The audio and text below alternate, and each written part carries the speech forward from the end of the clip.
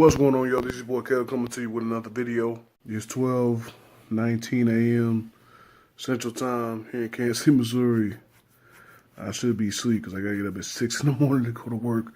But hey, this is what you do when you're passionate about something. I mean, you always stay up late and get up early. It's always a lot of sleepless nights when you're trying to accomplish something. Tonight's no different for me.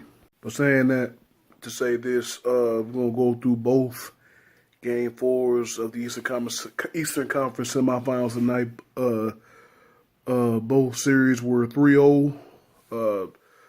Both home, not both home teams, but two teams were on the brink of elimination tonight.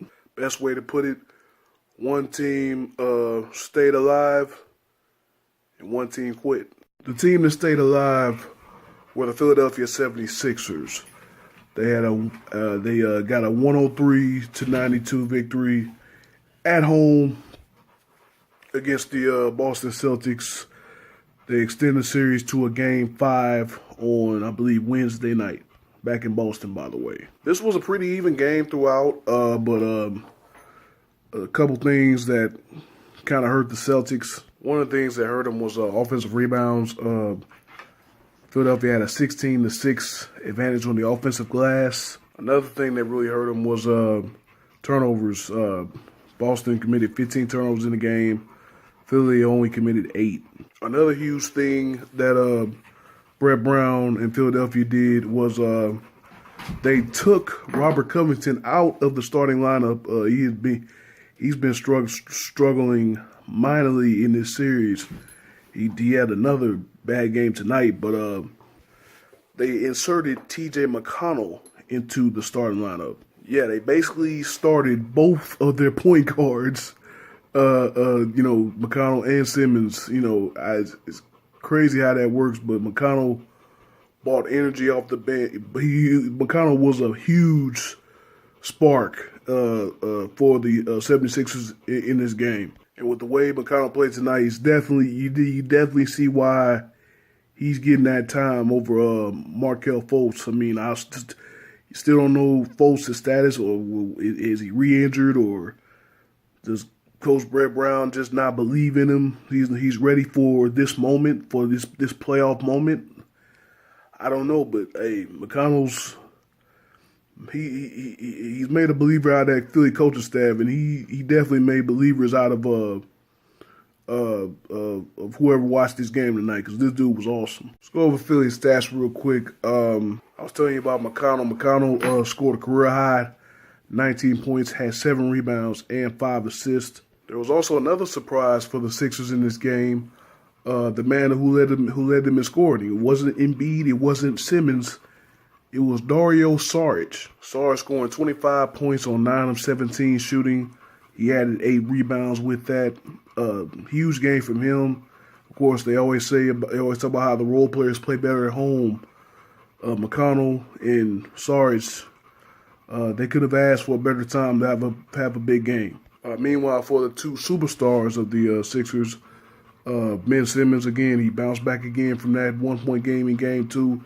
Had 19 tonight, 15 rebounds, 5 assists. Check that, 13 rebounds. And Embiid, he only had to score 15 points tonight. Embiid only had to score 15, but he had 13 rebounds. So a double-double from both the superstars. Again, not getting too much from their bench. They only got 18 points total. Bellinelli had 9 of them. J.J. Redick struggled in this game. He only shot 3 of 11, 1 of 7 from 3. And again, Robert Covington struggled again for Philly. He only made one shot. It was a 3-pointer. He went 1 for 7 from the field. I mean, Redick and Covington, they're gonna have to step up if Philly has a chance to extend this even more and get a win in Boston. As for Boston played a really good game tonight. They had 5 guys in double figures, led by Jason Tatum with 20. Marcus Morris had a big game off the bench. He had 17 points and 5 rebounds. Marcus Smart threw in 14. But not a good game for my man Scary Terry tonight. Rozier finishes the game with 11 points. He was 4 of 11 shooting. He did add 8 rebounds to it, but yeah, struggle for him shooting tonight. Al Horford wasn't as effective as he was at the end of Game 3, but he did add a double-double. He had 10 points and 10 rebounds. But yeah, Boston just struggled shooting the ball tonight. But again, they have another chance. They go back home to Boston to try to close it out again in Game 5. Just want to talk about a couple moments in the game. Little beef, little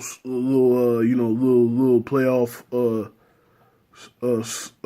fisticuffs. Well, maybe not fisticuffs, but little playoff intensity. I'll call it that. Terry Rozier and Joel Embiid got into it. You got 7-foot Embiid versus 6'2" Rozier. Rozier wasn't backing down, man. Rozier was called for an offensive foul, and Embiid tried to. He did do the thing like Draymond did to Rondo, or Rondo did to Draymond, trying to get the ball out of his hand.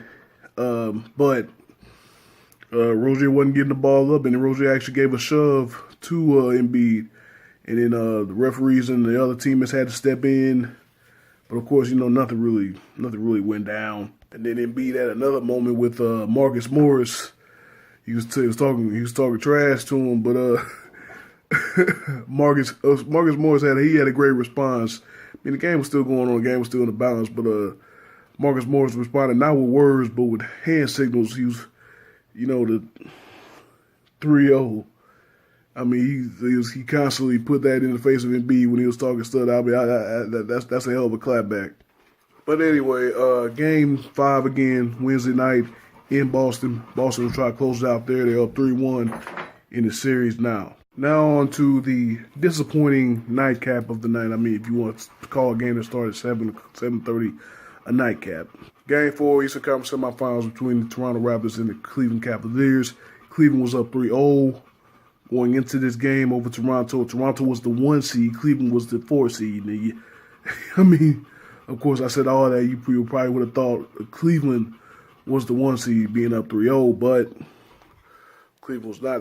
They win both games in Toronto. They won Game 3 in Cleveland. Was that Saturday night, and they complete the sweep over the Toronto Raptors. They win going away, 128-93. I mean, the one huge stat I take away from this game was Cleveland went on a big second quarter run. Won like a 23-7 run at the end of the second quarter. I think they went up. I think they went into halftime up 15, like they did in Game 3. But this time in Game 4, there was no looking back. I honestly believe the Raptors quit. I mean, they just quit. I mean, it's real disappointing, man, because coming into this series, everyone thought that this would be the year. I even thought that. I even picked against my own favorite player. I thought the Raptors would be able to win in 7 because of the fact that I thought the Cleveland supporting cast wouldn't be able to help LeBron enough. But it turns out the help that they gave LeBron was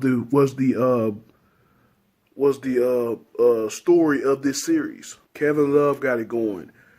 JR finally found a little bit of something. He still had a couple games where he didn't score, but he found a little bit of something in certain games.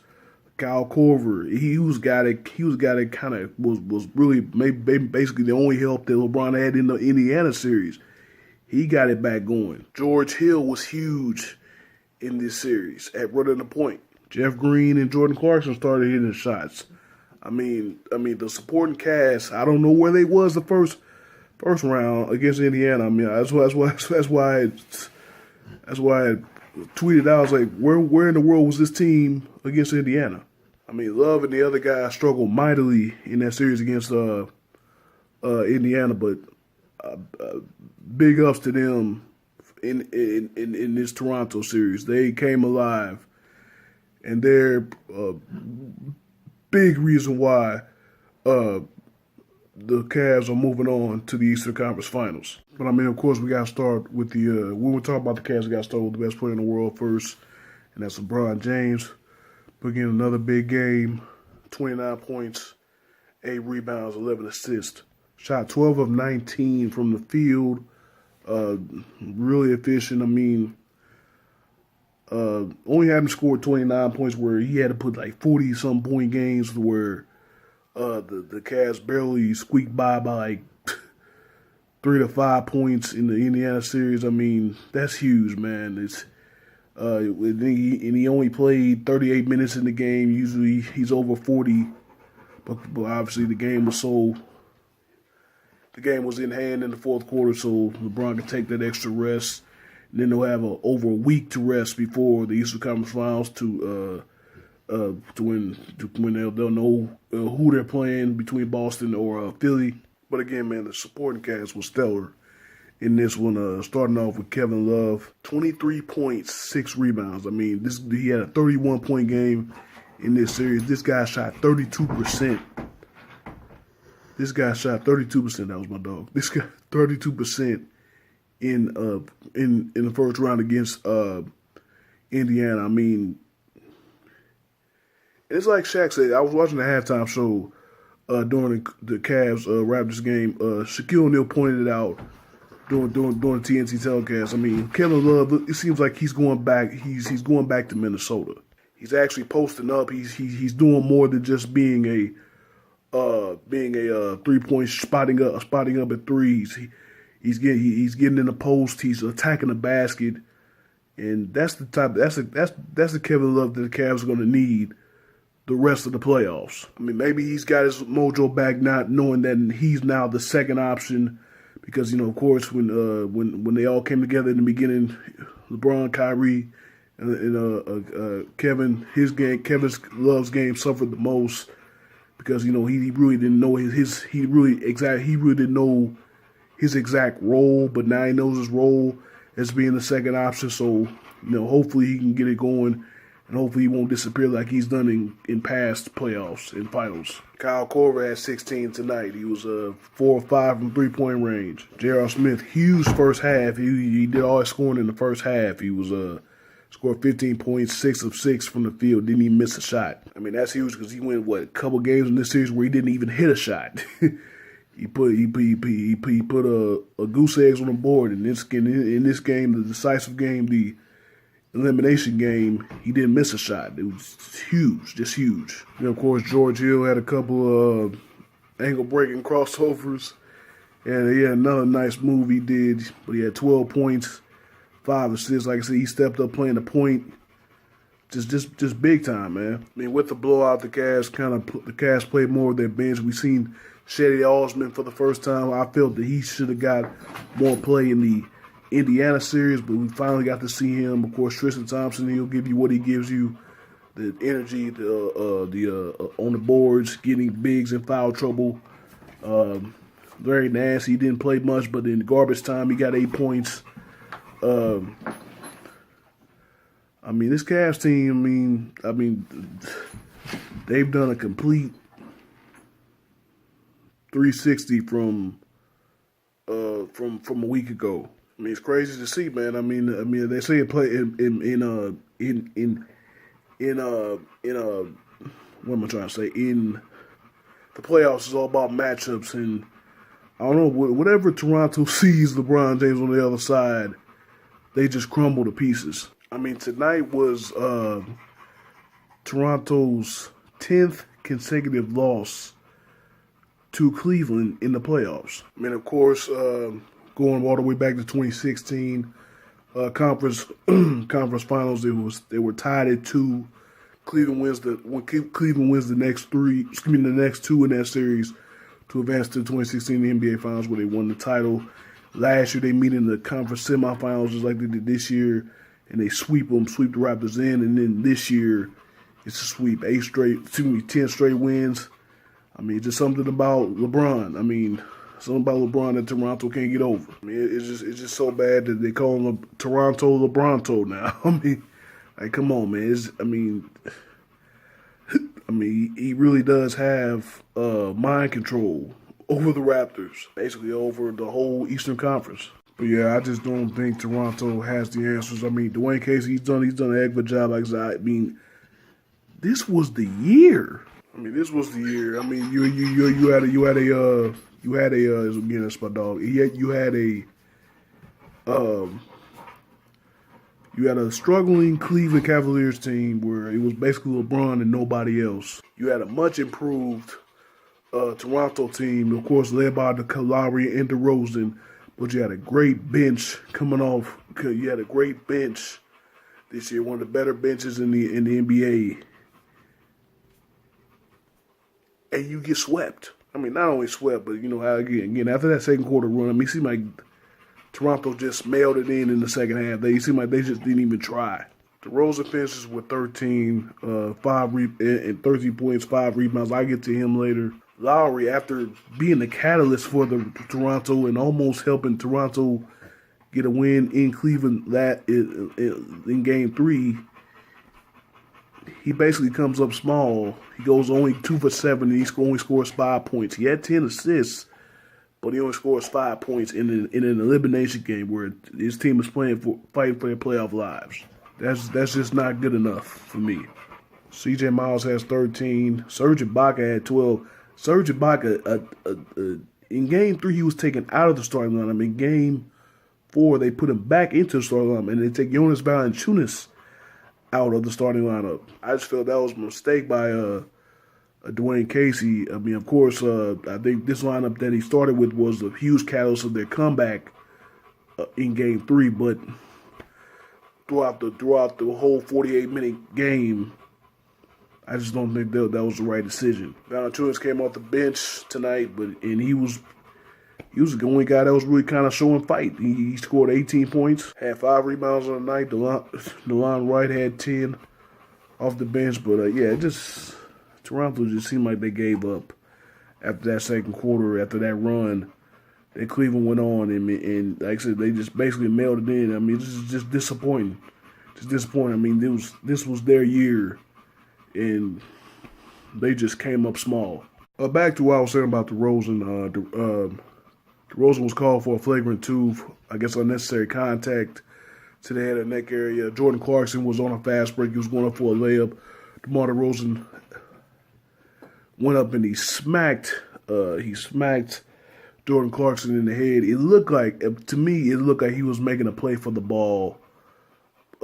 As Clarkson was laying it in with his right hand, DeRozan came over the top with his left hand and hit Clarkson in the head. It looked like he was making a play toward the ball. I guess the officials didn't see it, didn't see that, or they felt that they had to call that call